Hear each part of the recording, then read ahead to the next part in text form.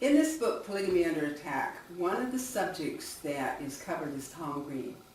Tom Green was famous on TV.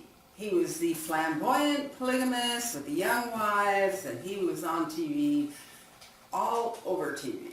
And they got to investigating Tom Green. I knew more about Tom Green than I wanted to know. Tom's youngest wife, his little 13-year-old, who he started sleeping with when she was 12, was my niece. And when I begged my brother, who was a polygamist, to do something about it, he said he couldn't, because it would get the brethren in trouble, and he'd be in such hot water because he was a polygamist too. He couldn't, so he would not protect his own daughter. Tom Green had several child brides. The sad thing about it is that 3 of them were his stepdaughters, that he would get women into polygamy that had children and then cohabit with their children. He finally went to prison. What he did is rotate the legal marriages, so he was married to one or another of them at one time. And he really bled the system. He played every single game. He owned the trailer houses that his wives lived in, and they had to pay rent to him, and the government paid the rent. He picked up every source of government aid that he possibly could. His wives were paid daycare for different daycares, and they just rotate the kids around, the same kids to a different trailer. This was out in Joab County. He had a bunch of trailer houses and called it Green Haven. And Tom was a paralegal, all dressed up in a nice suit, and a real cad. He bled the government for every conceivable kind of welfare system that he possibly could. He and many just like him specialized in finding out how they could do that. Because part of the religion, which Willie Jessup in Yearning for Zion says, well, just people that hate polygamy say what I'm about to say, but not so. I grew up knowing that we were holy and righteous people and the rest of the world was evil, and they all needed to be punished for what they did to Joseph Smith, which we claimed was our prophet, and we were the true Mormons, and we were going to put the house of the Lord in order and finally overrun the Mormon church.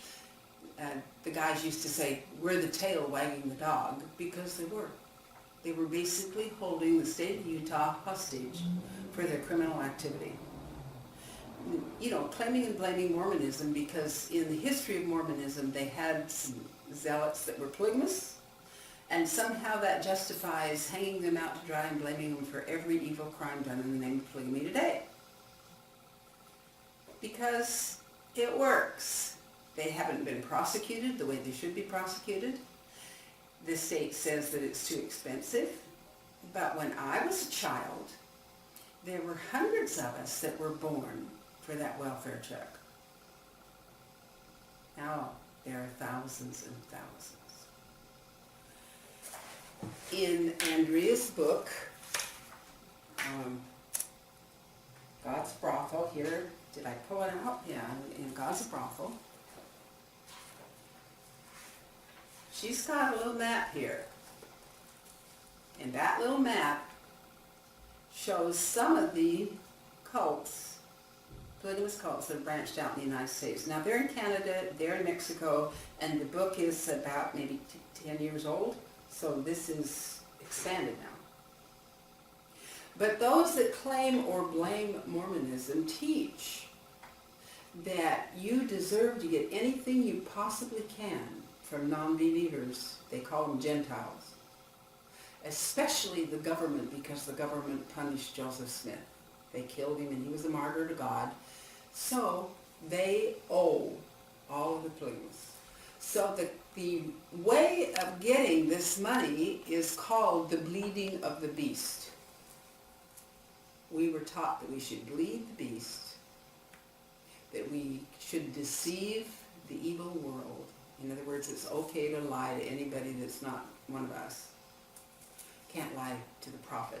Can't lie to the family. Can't lie to your father. He's your God. As a matter of fact, so much so is he your God.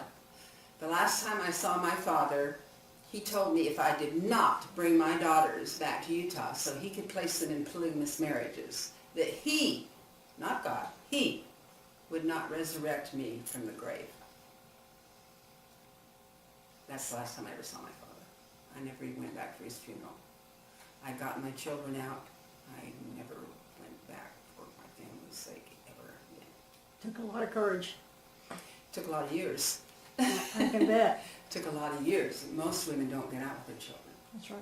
My children were all girls, and every child I had, I wept because I brought another child into slavery and she'd never be free. But I didn't know how to get out. I had no idea how to get out. I had gone to my mother when I had my first baby and begged her to help me get out. And she became so terrified that she thought that it would be better if they punished me than if they killed me to try to get out. So she turned me in.